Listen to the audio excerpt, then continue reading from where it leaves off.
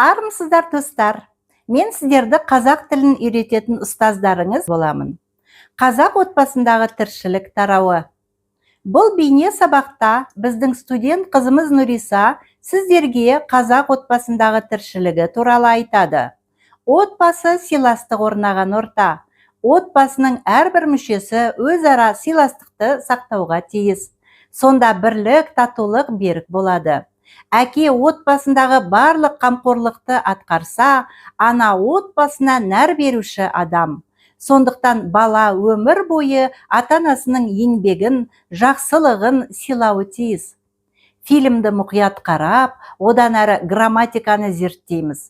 Етістік, болымсыз етістік, сан есім, жуан жіңішке сөздер, сөздің тура және ауыспалы мағынасы, сөйлем мүшелері, сөйлемнің бірыңғай мүшелері, септік жалғауы, тәуелдік жалғауы, оқулық тапсырмаларын орындаңыздар.